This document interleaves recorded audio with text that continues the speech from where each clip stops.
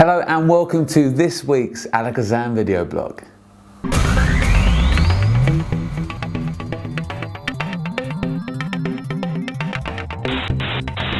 So as you can see, I am on my own this week, but do not fear, I still have a show for you. I've come up with a really nice handling of a very old effect, which I'm going to show you. And also, as next week is our 100th episode, I thought it'd be nice this week to take a little bit of a trip down memory lane and show you some of my favourite performances from the past 100. I could only pick 3 or 4, otherwise we would be here all day. But there are some of you that have only seen 2 or 3 episodes and some of you that have seen them all. So I think you'll like what you're about to see.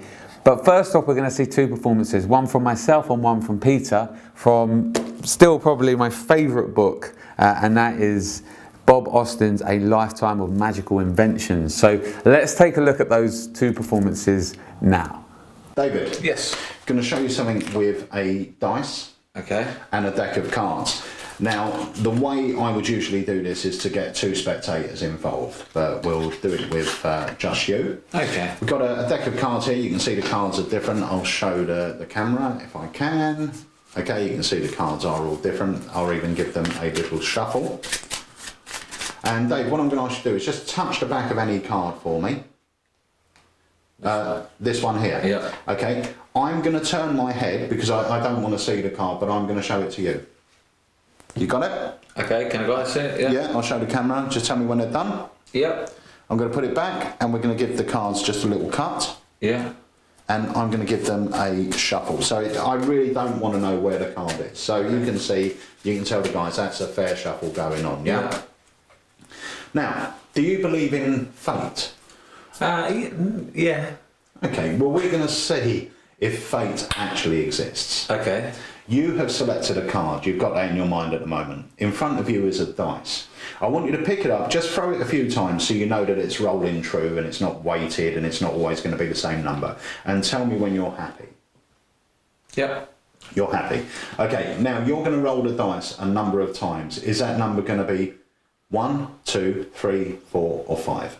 3. Sure? Yeah. Okay. Each time you roll the dice, whatever number comes up on top, I'm going to move that amount of cards from the top of the deck to the bottom of the deck. Right. Okay? Yeah. And you said you can change your mind. Do you want to roll it 3 times or 4, 5, 1, 2? It's up to you. Okay, 2 times. I'll change. I'll be awkward. It's up to you. Yeah, 2 times. Okay. Yeah. So roll it 2 times. So we've got 6. 1, 2, 3, 4, 5, 6. Happy? Yeah. They go to the bottom. And your next time? 5. 5. 1, 2, 3, 4, 5. Now you can confirm that I didn't do anything strange. Yeah. You happy with that? I'm going to place that right there. So now, bearing in mind, I shuffled the deck. You touched the back of any playing card. You truly did. I didn't look at that card. No. I certainly, as a magician, I'm speaking to you as a magician, you know I never controlled that card. Yeah, there was no full shuffle. Okay, that was a real shuffle. You chose to roll the dice twice. You come up with number 11. Now, bearing in mind, if you chose to roll it once, it would have been 6. 3 times it would have been more. The numbers would have been different. So the card that we've landed on could have been in any position in the deck. Yeah, correct. Yeah. Now, bearing in mind, I gave you a choice of rolling it up to 5 times. If I wanted to, I could have given you a choice of rolling it up to 50 times. We just haven't got time. It really doesn't matter how many times you roll it. Fate plays a part in all of this. Right. You chose one card. You chose one number. Yeah. What was the card you chose? Queen of Clubs. Have a look and show the guys at home. Queen of Clubs. Now, how cool is that? Right, Pete, I'm going to show you yet another fantastic trick from inside here. Any ideas what could be in here? No. Good answer. It's actually a Houdini starter kit. Oh. As magicians, we'll train how to pick locks and escape from ropes and stuff. But to get our heads around the techniques to actually learn it, we use one of these. I've got some rope here. Yeah. Or some dental floss for a giant. And some cards. Now these cards have been punched, okay? You've got 2 cards, not like that. Oh. You've got 2 cards which are hole punch top and bottom, and you've got a sort of oval punch in there. Now that's the Jack of Clubs. That's going to act as Houdini for today. Yep. And these two are going to act as the shackles, I suppose. Okay. And they're going to lock Houdini in. So they line up, and Houdini is going to go in. So we'll have him facing out so he can see his audience. Yeah. And that goes in like that. Okay, which gives enough room for the holes inside. Yes. Yeah, fair? Yes, yes, yes. So there's the idea. It really is going in. I'm not doing any funny business there. You can see that. He's in the middle. Yep. Now we have the rope. Yep. I'm going to thread through, if you could take it from the front. Okay, pull halfway. Oh. Fantastic. And I'm going to take here. You could pull that one. Yes, yes, yes. So he's proper locked in. And you would do this with two people, wouldn't you? Or, well, you don't have to. But... So I could hold one end, but I mean, you can see that really is in there. Yeah. It's locked in. So here's the idea. Houdini would need to sort of shake and move in order to loosen the rope, and he can do that here because you can see he's on it. All he has to do is find that weak spot, that soft spot, and he can he's let go. Literally break through, and there you have two shackles, still with the rope on, and there's Houdini free. Just like that. That's great. What a great little packet trick to carry around. Great for walk around. You can do it at tables. Two people holding the rope. Yeah. It's really good. This is one of those tricks that, because when we decided we were going to do some effects from the book, I asked you to look through it and pick something you had to make, because I'm rubbish at making stuff. Yeah, I love making tricks. You know that, and the gimmick in this is ingenious. It is really clever to the fact where I showed you in the shop earlier, and it still was a bit like. Well, even now, I know I've examined everything, so I know what the gimmick is. I still really can't get my head around how it's working because you haven't shown me yet. His thinking is ingenious. It's in the book, and I've marked out the page here. It's called A Loophole. Right. All right, and it's on page 149. I won't show the page because the drawings in it will explain how it works. But yeah, it's called Loophole. It's in the book. It took me probably about 5 minutes to make up. All you need is a hole punch, and you're ready to roll. And when I was looking through this to sort of pick a few tricks to perform, the great thing about them was they're all sort of a page long. Yeah. Do you know what I mean? So it is literally a 2-minute job just to read through. And anyone that's got a good knowledge or a decent knowledge of magic, you only have to scan down it and straight away you go, oh yeah, I can see that's clever, I can see what's happening. You know, it's... And then your mind will start ticking and go, oh, I can take it in that direction. Yeah. And that's what's so great about it. So that is a lifetime of magical inventions by Bob Austin. So that truly was one of my favourite episodes. The reception to this book was incredible, and everyone that picked one up got a little insight into Bob Austin's mind. It is one of my favourite books. We do still have a few of these available.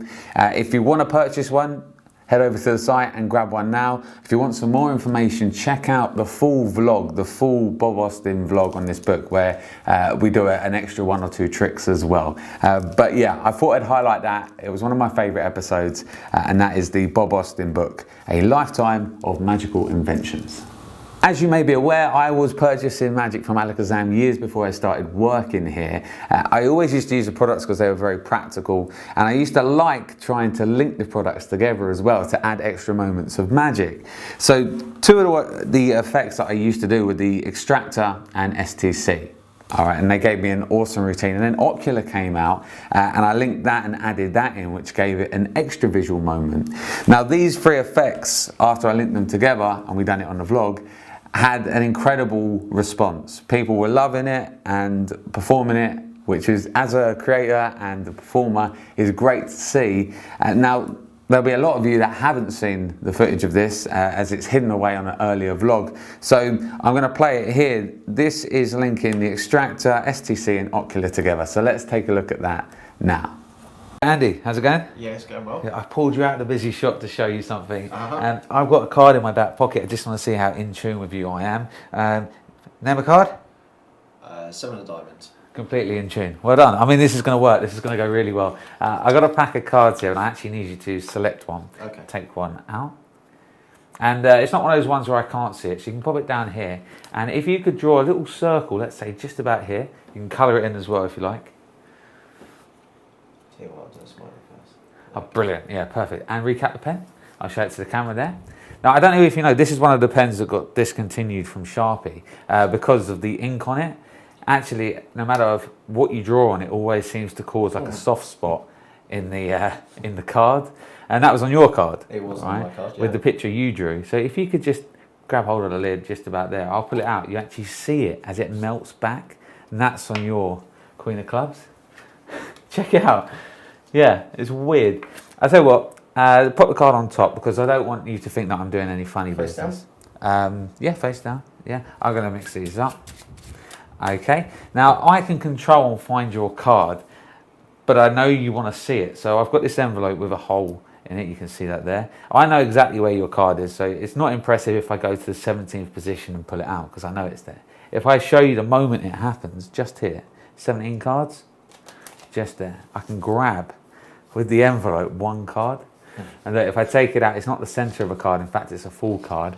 Oh, tip that out there. It is one card, and that should be your Queen of Clubs. I'll tell you what I'd like you to do. If you could actually just pop a signature on there as well, maybe in here, that would be great. Yeah? And I don't want you to think that I'm manipulating this. I want you to slide that face down anywhere into the pack and then complete it. Good. Now, Andy, are you right or left-handed? I'm right-handed. You're right-handed. Yeah. I'll take the pen. If you take the cards, hold them in your right hand. Yeah. And you remember that card that I had in my back pocket? Yeah. Now, it wouldn't match yours perfectly because yours had two signatures on it.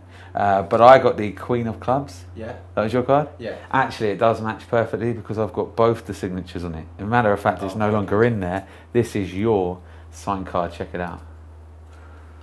Yeah. That's brilliant.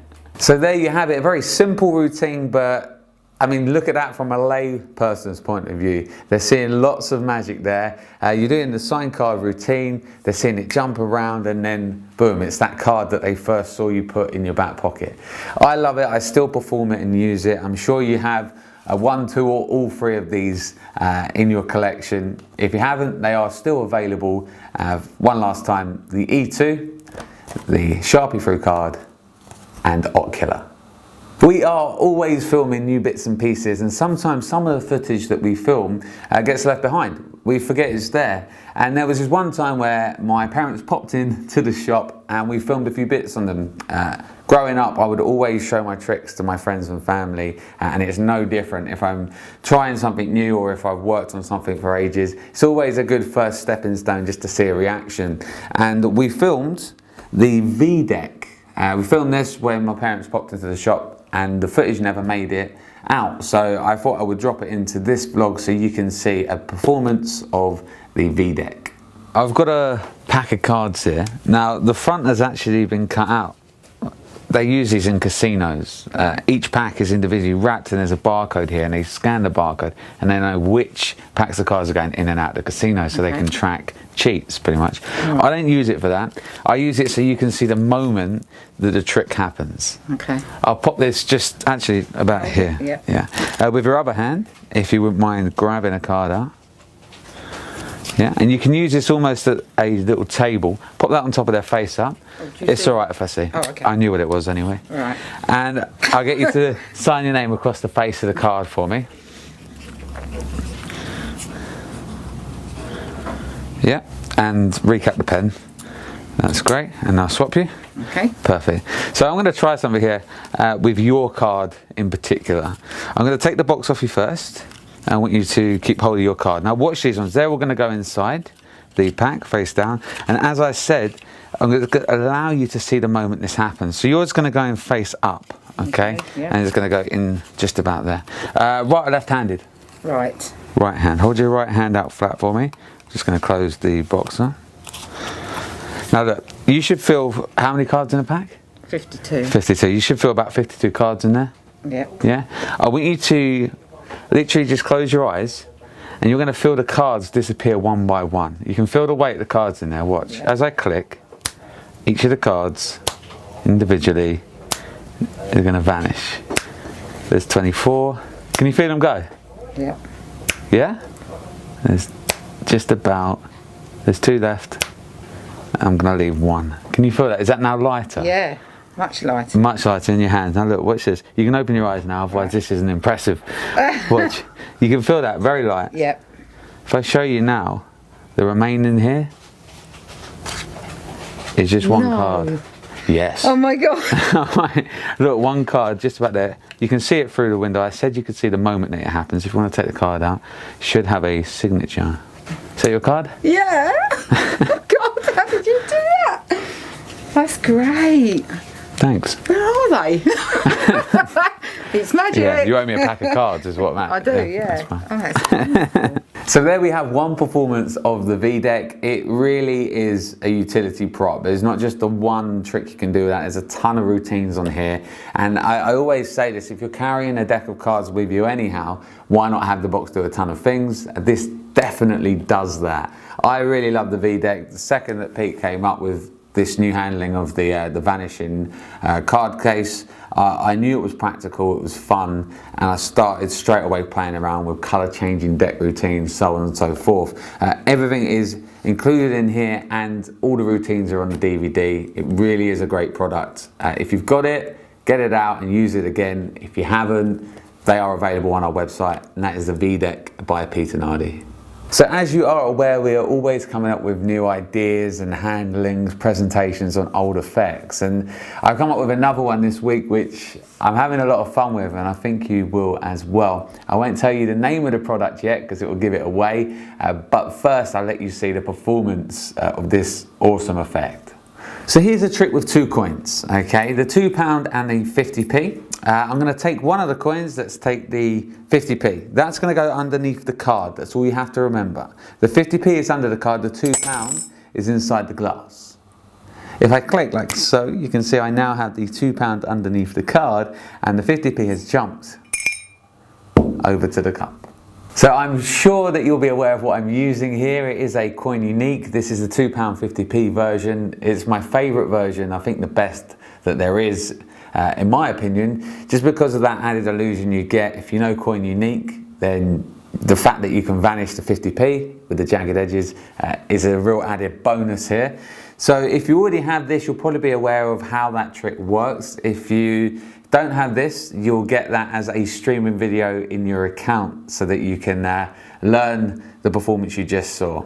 But as I said, we like to always give you new handlings for old tricks, and this is something I've been having a lot of fun with. So any coin unique will work for this, but the £2 and 50p Pro is my favorite, and all the coin uniques are available on our website. So that brings us towards the end of this vlog. I'd like to say a personal thank you to each of you for your support from episode 1 all the way up to next week, which will be a 100th episode of the vlog, to which we will be giving some incredible prizes away. So I know you always watch every week, but make sure in particular you are watching next week for our big 100th episode. All the effects that I've spoken about are available on our website. Please subscribe to our YouTube channel. Okay, see us on Facebook, Instagram, and thank you so much again for all your support. And I'll see you next week on the 100th episode of the Alakazam Video Blog.